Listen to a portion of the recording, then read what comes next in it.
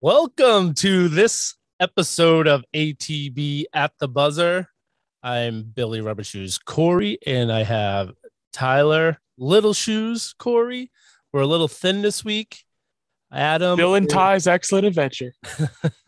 Adam is on vacation. Timmy was doing a charity event today, and Scotty Dukes is recovering from a tough weekend. So it's just the two of us, and I'm the host of the show this week. So guess what we're going to be talking a lot about? Who said you were the host? I don't know if I'm the one to press record. So that means I'm the host. What a shame. Well, I was at a golf event today and I am so excited because I won a door prize of a Bushnell Wingman, which is it's a speaker that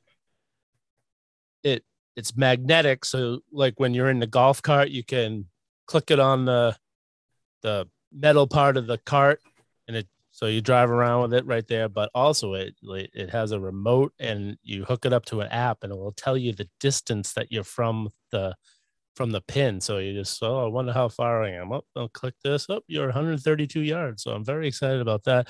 And another thing I got was this koozie that says talk birdie to me, and it's the size for a hard seltzer, which is wonderful because I just bought a bunch of them this weekend. So you all ready to go? Never been more ready. All right. So they gave us the reins, so maybe we should talk wrestling. No, we won't do that. We're gonna stick. We'll save that for our show. We never record. Yeah, we're going to stick to our regular sports that we usually do for this. So we're going to start with the Red Sox. They swept the Orioles this weekend, which they needed to do. Yes. And, I've heard some people actually complaining that, this is something they need to do. When you play bad teams, you need to beat them, especially when it's close race like this.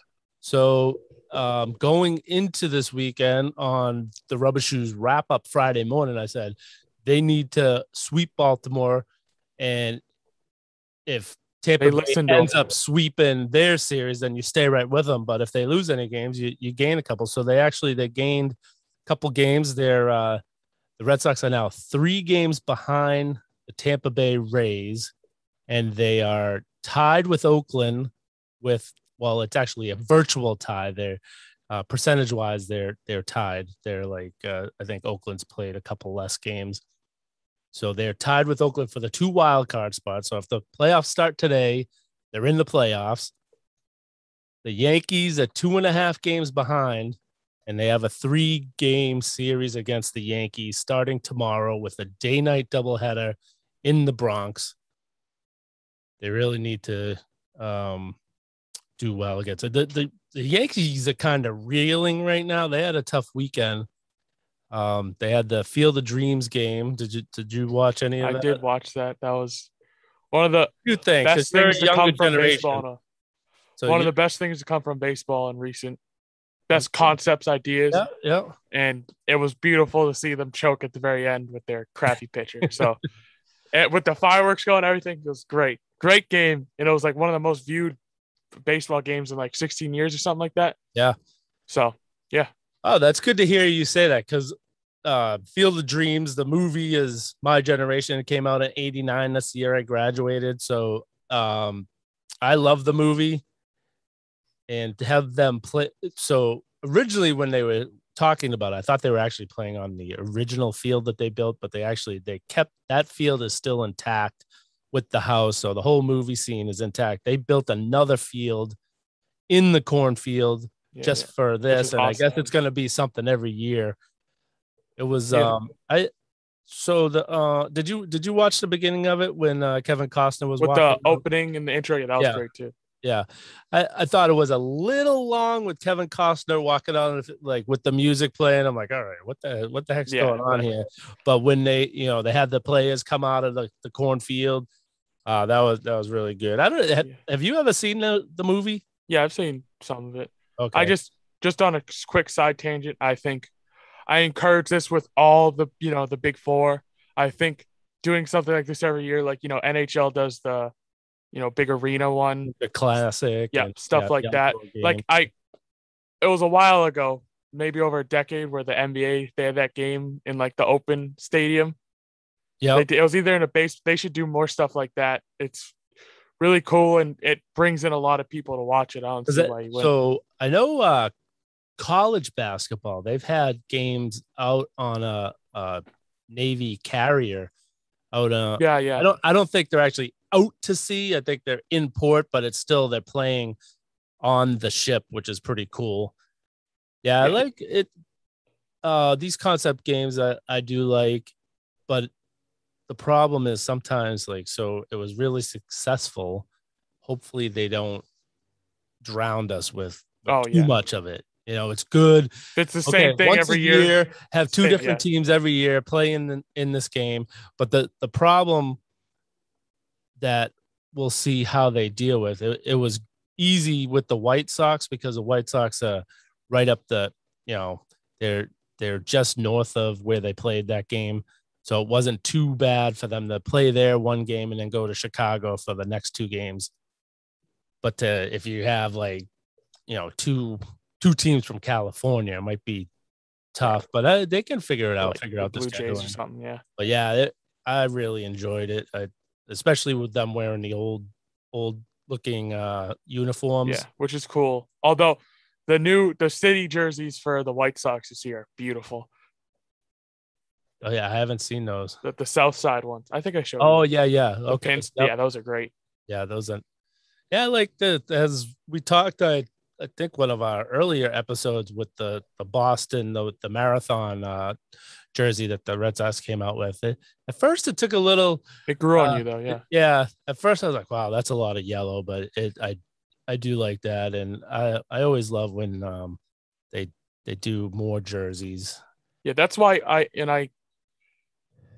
I'd prefer if the Celtics did more stuff like this because I feel like every year the NBA, special edition jerseys come out and there's teams like, for example, Miami, they do the pink and blue and it's very cool. And every year for Boston, it's just green and white in a different way. Yeah. Like if they could find something to be inspired by to change it up. They try to stay too traditional. It's like go out on a limb, make a drastic change for just one jersey. Oh, at Boston Subway, and it's like all gray with red or something. I don't know. They and come up with a different design, and you'll make more money. I'll buy those jerseys. Yeah, that's what like football. I don't understand football. They're real strict on that. They only let them do like so many jerseys a year. Yeah, and I'm excited to see what teams bring the old school stuff back. Already some are. I really would love if the Titans did the Oilers stuff. So we've heard rumors that they might bring back the early '90s Patriots jerseys. The one going into the late 2000s. Or sorry, early 2000s. I meant. Yeah. Those are my favorite. Those in the red old school. I do like the ones they have this year for the regular jersey, which are like the old color rush from a couple years ago. Yeah, those look. I like those. So okay, back to the Red Sox, huh? Nice trying to get me off the Red Sox. What had a good little. Timmy and Adam pay you to do that. So Chris Sale made his debut after a very successful rehab down. So he had a couple games in Single A, then he pitched in Portland, and then he pitched a couple games in Worcester, or for Worcester. One was in Worcester, one was on the road with Worcester, and then he made his debut this past Saturday with the Sox. He went 5 innings, he gave up 2 home runs, 2 back-to-back home runs, but overall he looked really good. He was crisp, and the problem I have right now is the pretty much that's a quality start for a pitcher right now is 5 innings, which is very annoying. Ridiculous. There, as we saw that last weekend and the week following, leading up to this weekend with the Orioles, the bullpen was so tired because they've been overused. Because every pitcher goes like 5 innings, and then you're digging into the bullpen. And Matt Barnes had a few bad. I think he had 3 losses last week. He's tired. They got to get some rest this weekend, and Ottavino and Matt Barnes didn't pitch until Sunday night, and they looked rusty. So that's up to Alice Cora. He has to figure out, when you're trying to rest guys, how much is too much rest, because then they come back and they look rusty like they haven't pitched in 2 weeks. So yeah, there's a fine line. You can't overwork them. You got to keep them fresh enough, but not rest them too much where they look kind of, Ottavino looked really shaky. He ended up leaving the game with he took a line drive off his shoulder, or like the collarbone area. So he left the game, and then Matt Barnes came in the 9th. He was a little shaky to start off, but he ended up getting out of it unscathed. And so, I mean, just overall, the last week has been a little, like, obviously we got some wins, which is great, sweeping, but a lot of, we shouldn't be having this situation where we're in the 9th inning and we're up 10 and you're shaking, like, concerned, because like all week it's like, oh, they're up 5 runs and then they lose by 3. Like, yeah, that's like that game. They were, and even the one we scored a bunch of runs and won. They won 14-1, and I'm like, oh, you know what? I think I can go to bed. And I wake up the next morning and I see they won 20-8. Right. Gave up 7 runs in the 9th inning. Shouldn't be, yeah. And that was a trend like all week before the Baltimore series. Although so pretty much they sent Phillips Valdez out there. They're like, you know what? We need to rest our bullpen. You're pitching no matter what happens. And they kept him out there, and he gave up 7 runs. But he took one for did it blow 1 or 2 games last week for us? So Matt Barnes last weekend blew a game. He came in, threw 1 pitch, gave up a home run, lost the game against the Blue Jays. And then the next night he blew, I don't know if he blew the save, but he ended up with the loss. It might have been the same thing. I think he ended up giving a home run in the 8th inning. Yeah, that's what was different the next day. He gave it up in the 8th inning, so he ended up getting it a little earlier. But it wasn't a walk-off that time. Yeah. I would just say an improvement on this team, but now it's just the concern of we got our hitting back, getting that in that rhythm again, but we just need to be able to hold on to leads. There's a lot of Celtics in the third quarter. They're starting a 3-game series with the Yankees. It's a double day-night doubleheader tomorrow. They might be getting Chapman back. They've been without him, and the bullpen has been blowing it for them. Yes. So that happened over the weekend, but then I think they blew one, and then they ended up coming back and winning. But overall, so their bullpen's a little shaky. Their starting pitch has been a little shaky. We got to take it to them the next 2 days, the 3 games they're playing against them. Keep this momentum going. They won 3 in a row. Got to keep it going and put a bigger cushion between them and the Yankees, and then it'll just whatever happens with the Rays happens. We still have enough games with Tampa Bay that they can take care of themselves against them. We don't want to be in a situation where it's going down to the last week and putting ourselves in a situation where we have a rough week. Yeah, where we're watching and we're like, oh, every pitch is crazy. All right. So Chris Sale, we talked about Tampa Bay, we talked about the Yankees. All right. So okay, I guess I can start talking about something else. So we'll save the Patriots for last. We'll go to the Celtics Summer League, which their championship is undefeated. Do you know? Actually, I didn't get a chance to look. Are they playing in the championship game tomorrow night? Yes, against the Kings. Against the Kings. Okay. Correct. Are the Kings also undefeated? I believe so, but I think I saw that one of their main guys for the Summer League is going to be suspended for it because he headbutted someone or something like that. Oh. So we're missing. Is Pritchard coming back for this game? I You know? think I saw that he was. Yeah. Okay. Yeah. So Peyton Pritchard missed the last game, but they were able to still win, and Peyton Pritchard went and played in a pro-am like Isaiah Thomas did, and Isaiah Thomas dropped how many points? 81. 81. So that's Peyton pretty Pritchard good. But said, then Peyton Pritchard said, "You know what? You're old. I can do better than that." And he dropped poor 90, guy, 90.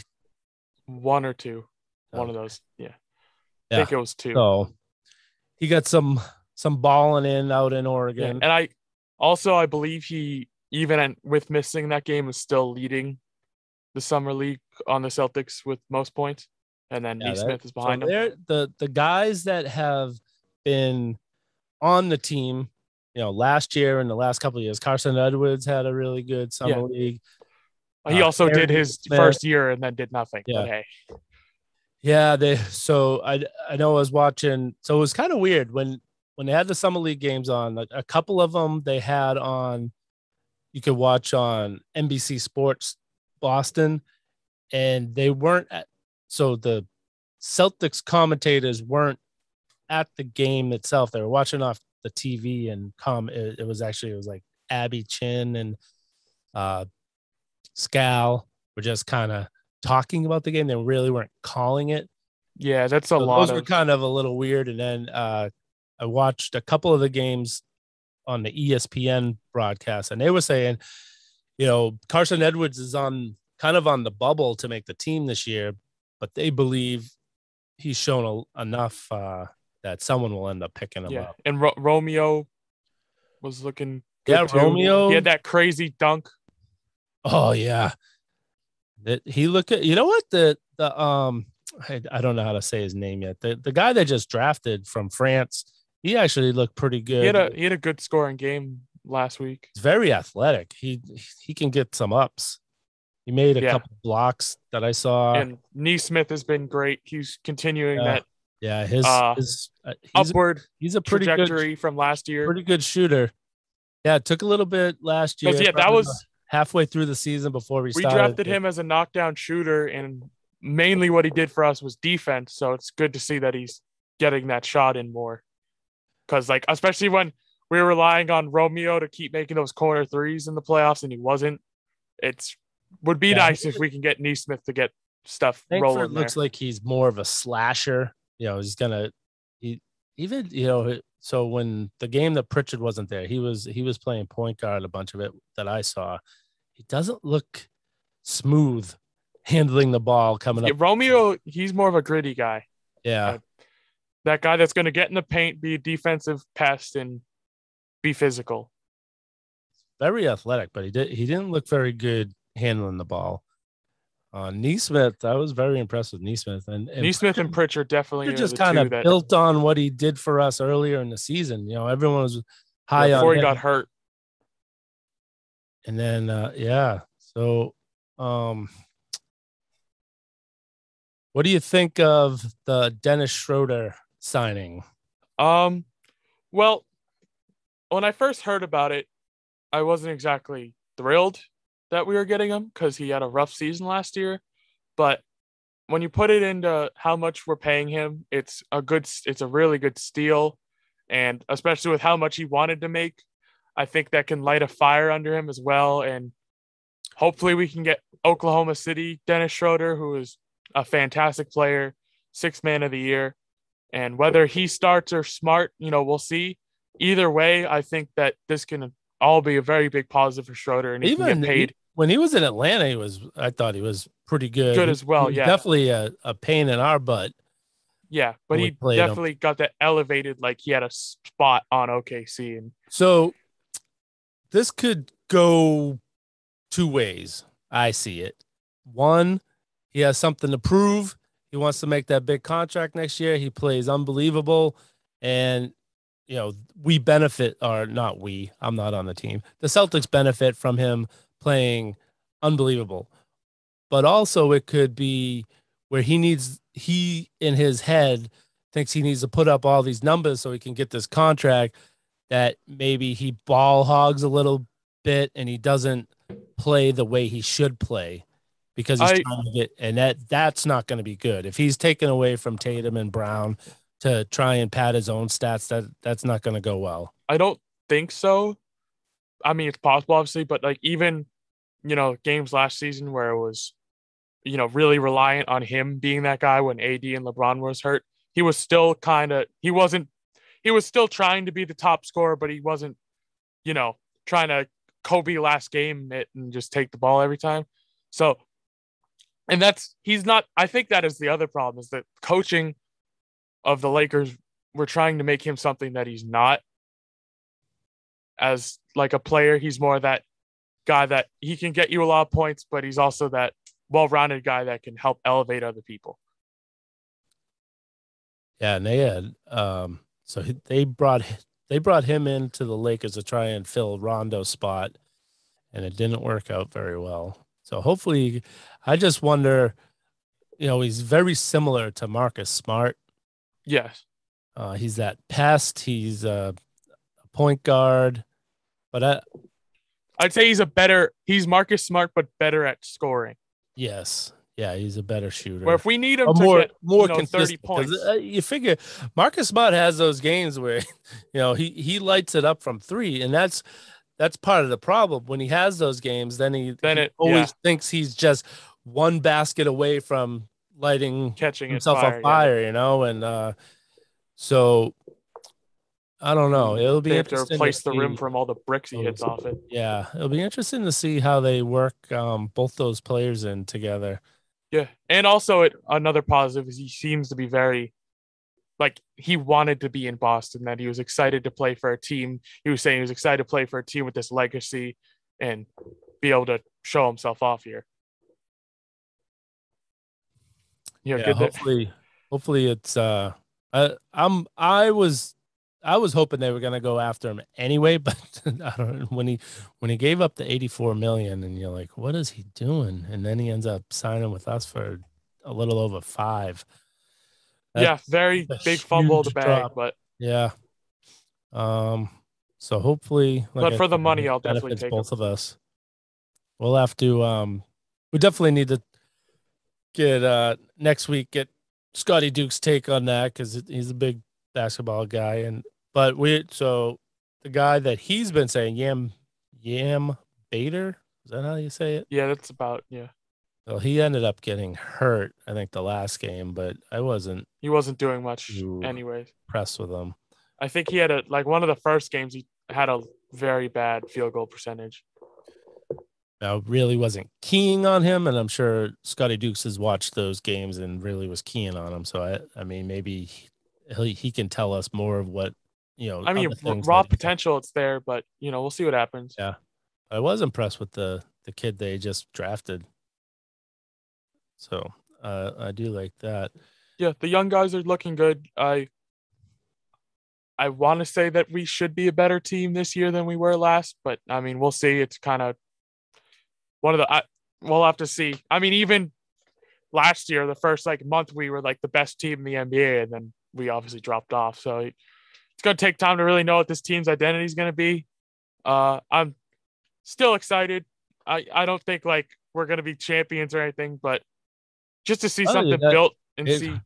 I mean, last year, look what happened. There was all these injuries. So I think, maybe you don't go into the season being the best team or the team to beat for the championship, but you got to play good, and you never know when that opportunity is going to come. So you figure that the last two seasons, last year completely opened up. Yeah, they playoffs should have been right there. I mean, I guess they did lose Jaylen Brown, so it's a little bit of if we played better last year and Jaylen was healthy, we could have definitely gotten to the conference finals again.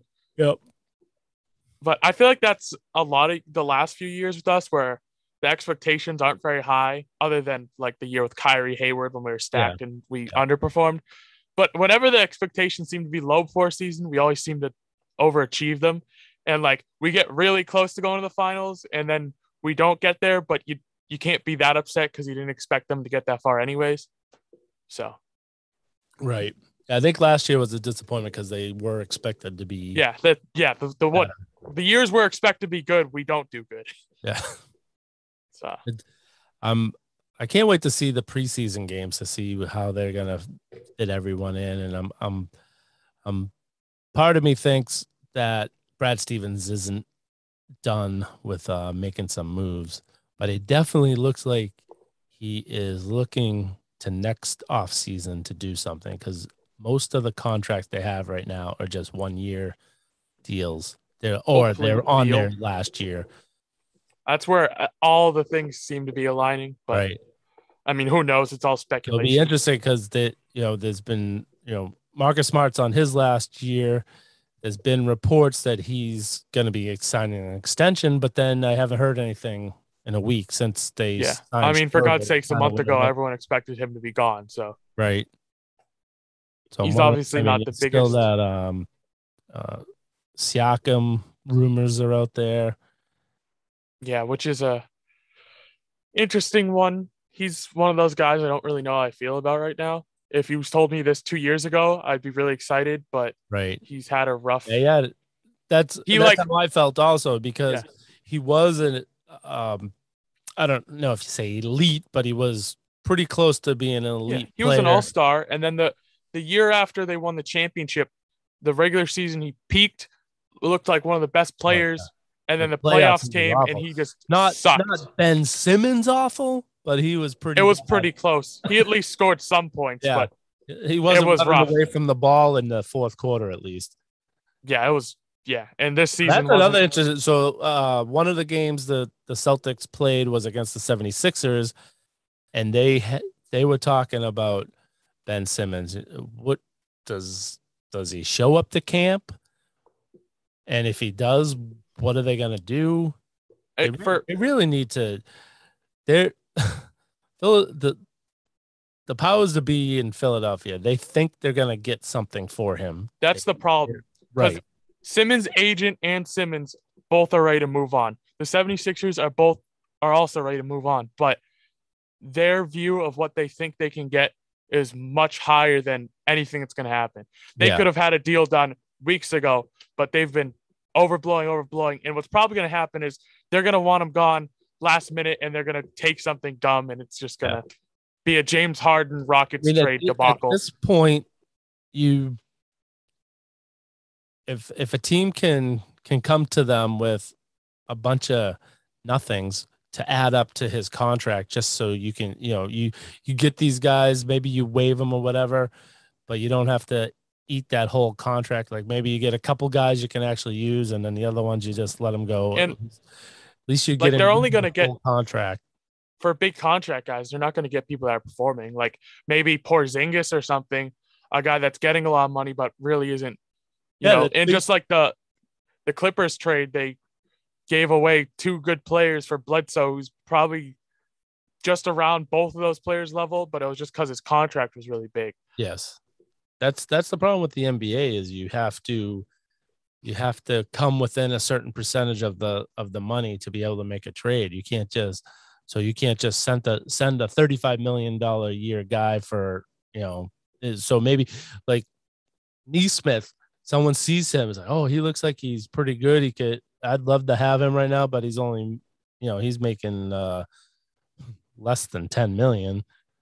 So it doesn't match up. Maybe they should change that rule so people can change scenery a lot easier. Yeah. Sometimes that's all that players need is to go to a different franchise and a different coach, try a different, right. And happens so all they the time can in all different sports. go up to those money expectations that they're given when they're given big contracts and are underperforming, because then it puts a handicap on them to move somewhere where they can improve to make their, presence worth the money.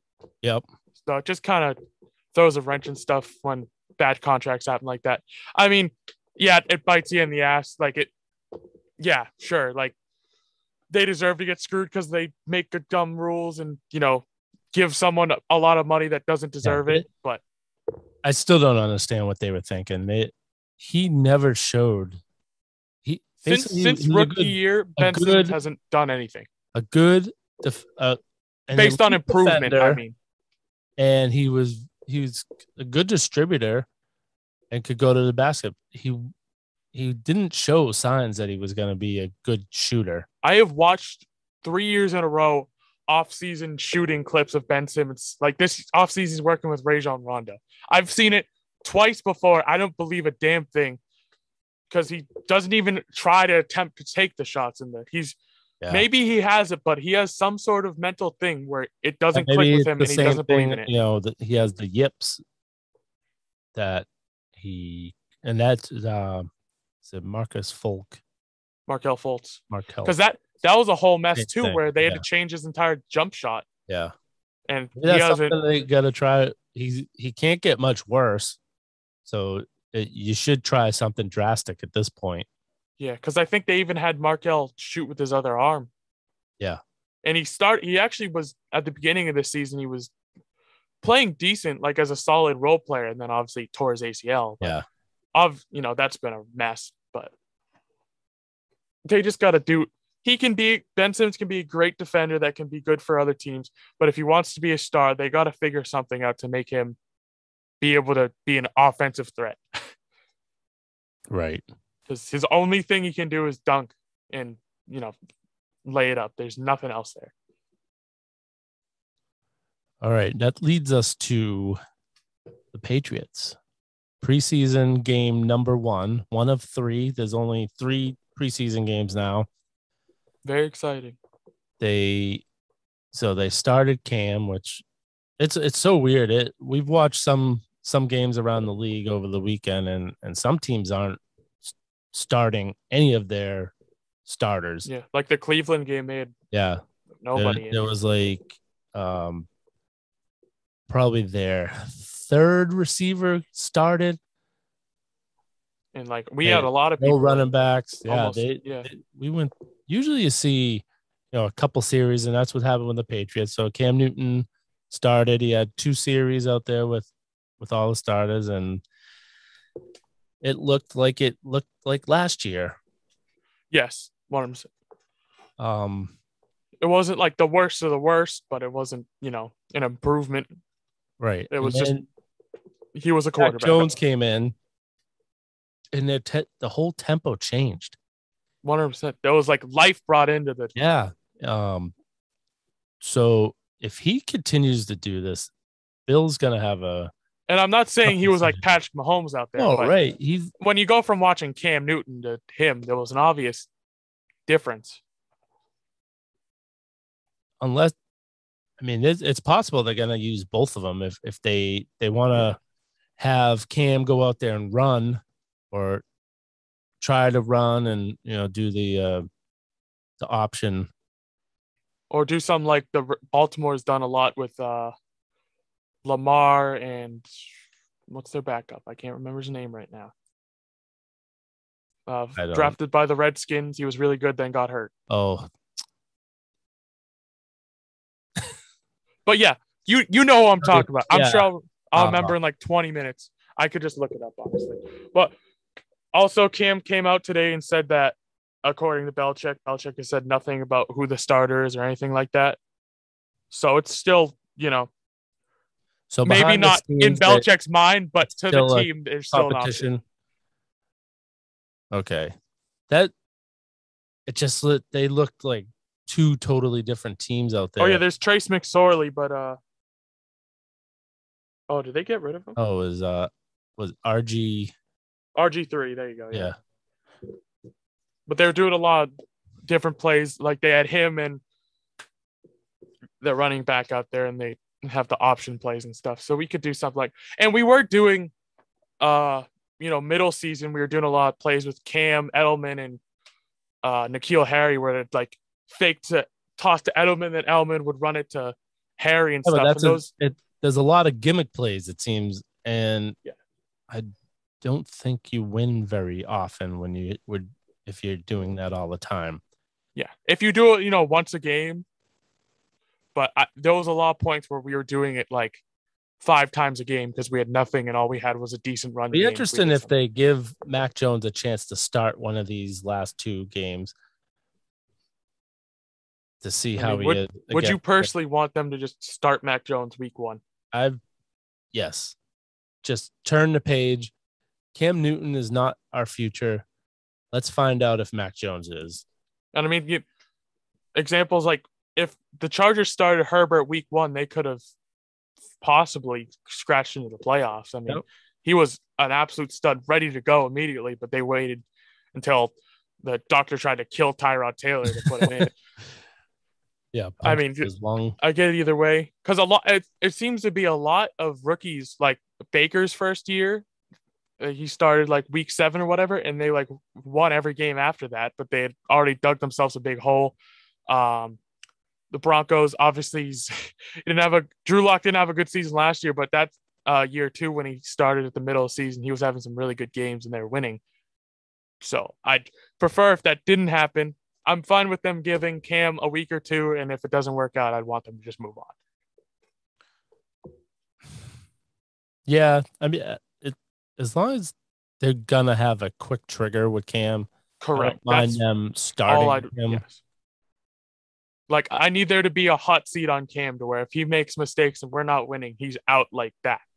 If Bill's still trying to hold on and it's week 7 and we have 2 wins and he decides to change the Mac, Well, this will be a good. annoyed. We'll see what happens this week with the preseason game. They'll be playing the Eagles, and I'm pretty sure they're going down and doing the practices with them, so that they get to see a lot with that when they're playing against another team. You know, they play against their defense for few weeks in training camp, and Patriots have a pretty good defense.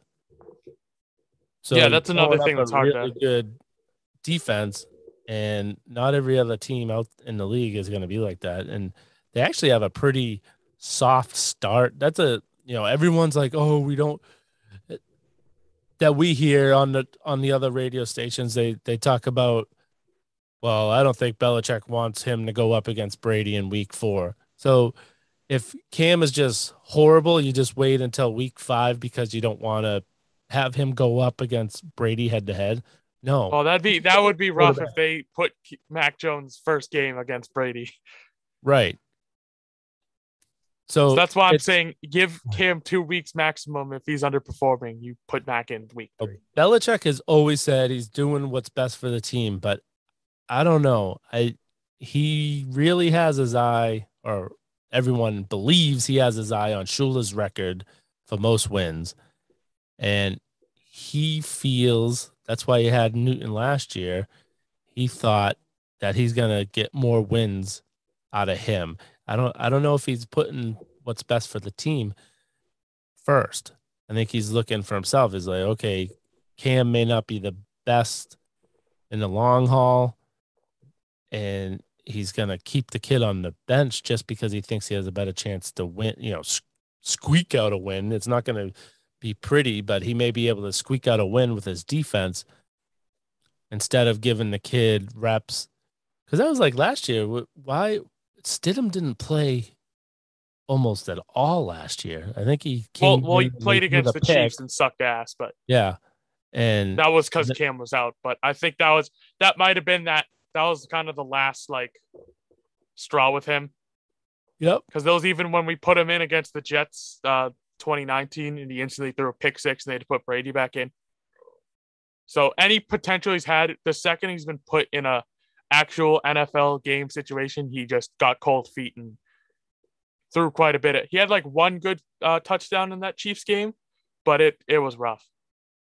And I think that is kind of Belichick's. But I think I'd rather roll the dice on Mac and, see if he can be a Justin Herbert, or maybe, who knows, maybe he sucks. But I'd rather them roll the dice and figure it out, maybe even, not to turn around the season, but at least if we know by the end of this season if Mac Jones is it or not, we can have a better direction for our future. Right. Because if we keep Cam in like the whole year, mediocre season, win like 7-8 games, and then they say, all right, we're done, and we move on to Mac next season, and Mac Jones wasn't all that, then we're in an even worse spot. So that's the problem. If they're gonna keep Cam as the starter, what happens in practices is Cam, if they're preparing for a game, Cam's getting most of the reps in practice. And there's not much to be built on. Right. So you can't really build on it for the kid. So you're slowing down his progress because he's not going to get enough time. I it's like take the lump, and they have a pretty easy schedule to start off, except for that game against Tampa Bay. Well, so they play. I think week 3 is New Orleans. Which personally, New Orleans is probably going to suck this year, if I'm being honest. But why would they be that much worse?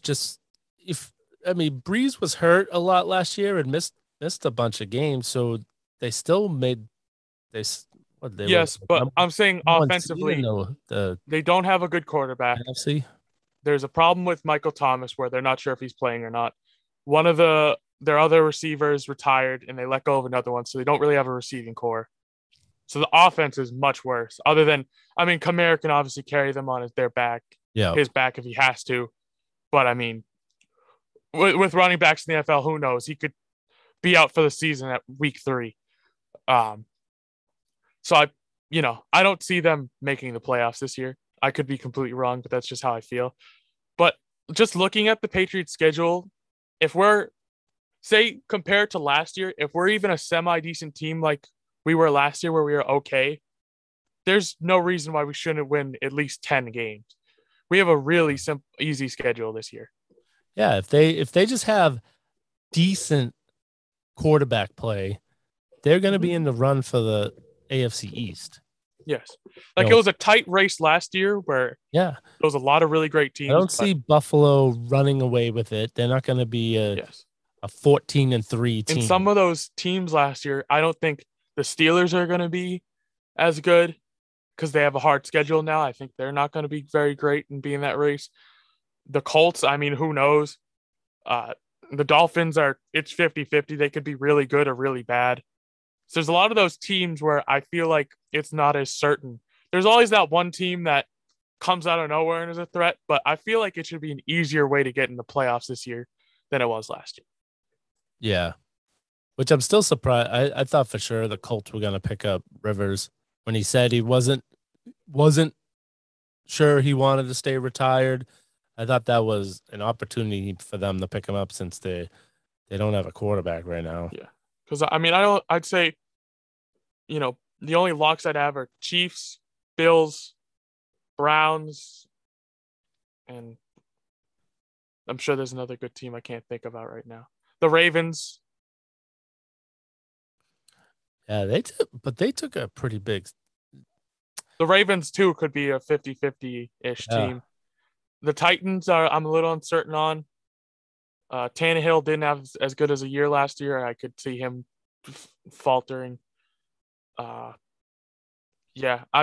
should be a lot more open. Running backs are a big wild card.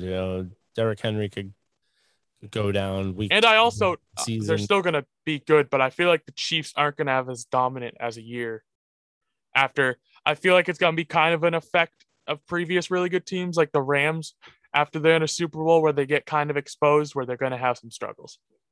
Oh, speaking of the Rams, so I think I saw this correctly. I actually want to check it up. I'll talk about random stuff for another 15 seconds. Okay. But yeah, I think it's totally possible for us to make playoffs. I think that should be our peak expectations for this season, at least before it starts. If Mac has an incredible start, then yeah, we should have higher expectations. But that's where I'd put us at. And I once again feel like it should be easier. There's teams that are going to be struggles, but we're not even playing many of them until obviously we get into the playoffs. So, yes. Miami. So the LA Rams are not going to be starting their starters in any of the preseason games. That's very interesting. They have a new quarterback. Well, yeah, they got Stafford. Yeah, I almost said Stidham. Which is very interesting. I don't understand that. That's a weird, yeah. I understand you don't want to. They can get hurt in practice. Yeah, I guess, I kind of get it because the Rams have struggled a lot with injuries, but and Stafford too. But just throwing Stafford in week one without any real experience is weird. Yeah. Oh, speaking of injuries in practice, so Henry got hurt. Now I heard Smith is The hurt, other tight end, and Lacoste got hurt. oh, so tight. Luckily, I did see Henry, like, at worst, he'd come back like week one, but Yeah. as expected, he could play the third preseason game or maybe even this week if it's really good, but it shouldn't be too bad. I don't know about those other two. I did when I was but out on the golf course today. and there was the injury Someone told me scare that in the preseason game. But it's football. You It's go out there and hit. I think more people get hurt from not practicing. Like the players that hold out, they always seem to have something go wrong with them because that's like Melvin Gordon. Yeah. It's happened many times in the past where a player holds out, they don't get the practice that they need. Yeah, and I think It's not like a game that you can just say, "Oh yeah, I just need a couple at bats and I'll be fine."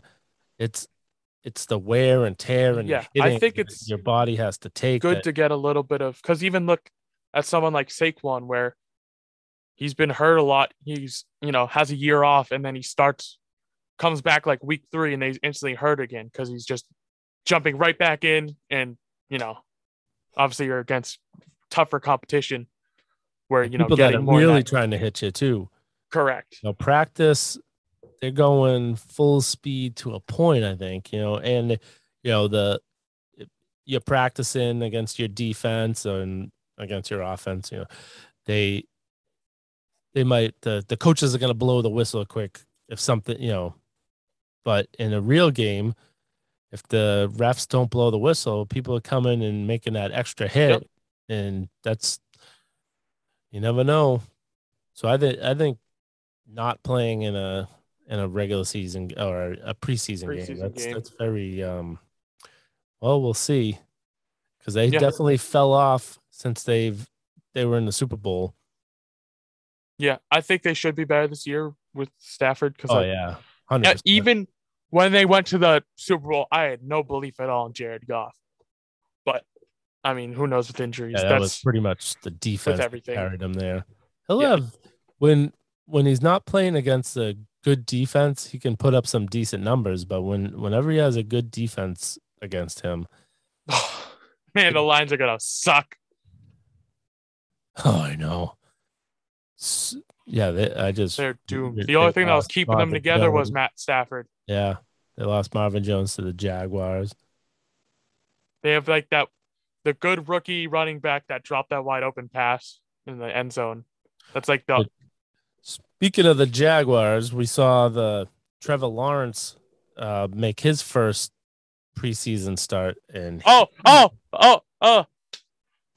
breaking news. Yeah, at least we were actually on air this time. Marcus Smart, 4-year, $77 million extension. Oh, so he did get, that was the numbers rumored out there. Wow. See, this is what happens. We do the show later. So we're not only are we thin with not many people this week, but we had to start late. Usually we try to record this around 5 o'clock tonight. Yeah, you can tell by my background. 7. It's not exactly 5 o'clock. Yeah. So we finally get some breaking news. So Marcus Smart, 4 years? Was it 4 years, 77 million? I think it could have been. Yep, 4 years. Wow. Interesting. Yeah. I mean, you heard us 20 minutes ago talk about how we didn't think that was going to happen. So, but I know. Maybe that vision we thought there was, maybe it isn't there, but who knows? Glad we were able to end this off with actually being able to catch something instead of us putting this out here right when it happens and everything we talked about. The contracts they have, because it definitely looked like they were looking to get rid of money at the end of next season to make room for a big splash in free agency. I wonder how unless they just hit him with a trade next year. Well, I guess if they signed, if it was going to be a trade situation, they would have done a just a sign and trade. I Yeah. don't think they'd announce that they signed him and then like a Yeah. day later say, "Oh, we just traded him." So that's Would you say he's worth that money though? so it's just short of 20 million. Um, I think that's fair. Maybe a little overpay, but yeah, he's given a lot to us. I guess it's your so you didn't get a hometown discount, but because you like the player and he's gritty for you, you give him a little extra. That's kind of he gave his it looks body. like it's like a reverse hometown discount. Yeah. Uh, I mean, it's not like we hate Smart or anything. right. He's been good for us, but Yeah. if I know a lot of people get mad when he shoots too much, and it does bug me from time to time. But and I'm glad I don't have to watch him on another team because if we had to, I know damn well if we were playing him on a different team, he'd be like my least favorite player in the league. yeah, So yeah, he's definitely one of those guys that you love him when he's on your team, and you probably would hate him if he's on another team. 100%, yeah. Getting that seltzer in. Yeah, that very interesting. But I guess they could. I don't know. I don't know what that. It'll be interesting to see what they say with the when they talk to the reporters, what they're thinking there. Because I think he was making like 17 or 18. Yeah, he was making. So it's only not that big of a little bit of a raise, not probably right around inflation, I guess you would call it in the league. That type of player that was making 17 is now making 20. I guess that's probably a decent contract. 4 years. He doesn't look like he's close to slowing down. But the problem with him is, he does take a lot of hits. Although I was gonna say this probably would be his last big contract. But he does get his nose in there, gets sturdy, and he dives a lot and makes it look like he takes a lot more hits, but he still does take those hard hits. Yeah, even the flops, he's falling on the ground still. So right, which a couple of times I've seen him flop, and he actually gets hurt once he hits the floor. He's like, oh, gets a little stinger. Yeah, I mean he's a great player, and if we ever do have a big championship run, he's definitely someone that you would want on that team to get those gritty plays to keep you in it. But in the sense of trying to make a big splash and getting someone big, it is a little confusing. But we'll see what happens next offseason and how it goes this year. Yeah, and I'm interested to see what Schroeder and him on the floor at the same time, because they're both those type of guys that you don't like when they're on the other team. I couldn't stand Schroeder when he was on the other team. He's that the mosquito that won't go away. Yeah. But they're both really good defense, and couple of players they picked up in their trades so far this year. This is another thing that I had talked to Scotty Dukes a couple weeks ago when I was on. He knows more about those players that they picked up. It seems like they're very defensive oriented. So it looks like they're gonna have a pretty good defensive team. Like we were talking about, Romeo and Neesmith have been proven to be good physical guys. So I like this. We kind of have a physical defense center team with Jalen and Tatum there to get the scores. Yep. So I think exciting. But that's. You have anything else to say to wrap this show up? We're right about there. There's nothing. Hopefully we have more people next week. Yeah, next week. I believe we should have a full cast. I haven't seen any text saying anyone's out for next week. You'll know when you know. And then in 2 weeks, so we will not be on Labor Day. We're going to be the Tuesday after Labor Day, and we will have our fantasy draft special that night. So if you want to know who not to pick, you can listen to the show and do the total opposite of what we do. We'll hopefully have all the belts out. We're also dabbling with possibly doing some sort of live stream with a show. Hopefully that comes in the near future and we get more on that. A lot of that's updated on Facebook and all that. So you know where to find us with our link tree. Yep. So in the bio on the Instagram page, you can find the link tree. Also, it is on the Facebook page on my wrap ups. You can get to the link tree. If you click on the link tree, it will show you all the social media platforms. If you want to go, you can go directly to the show on YouTube, on our YouTube channel, which to get there, you can go on the internet and go to atbshow.com, and that'll bring you right to our YouTube channel. And please throw some more subs on YouTube. We've been growing a bit on social media and all that, but want to build up the YouTube too. We appreciate all you. Subscribe, share, comment. Give us any input, whether it's awful input or what. We'll take all. This was the worst show we ever had, and we should never. You think we should never make a show again? I want you to tell us that. Yep. So comment on comment on the wrap ups that I do on Instagram and Facebook, on YouTube, on our Twitter handle. Send us DMs saying what you like, what you don't like, what you'd like to see more of, and we do read them and try to. I know we've had a couple things where they've said that we didn't talk enough Red Sox. Well, I hope we talked enough this week because I had the rain, so I think we did. So we're good with the Red Sox this week, definitely. But if you comment, it'll we will read them. We're also looking in the future to possibly do some live shows, so you'll be able to watch us live, and I'm sure there'll be some way to interact and ask questions while we're on the air live. So look to that in the future. So for this week, that's going to do it. Look for this late edition week. For Little Shoes and Rubber Shoes, this is Billy Rubber Shoes Corey, and we'll see you next week.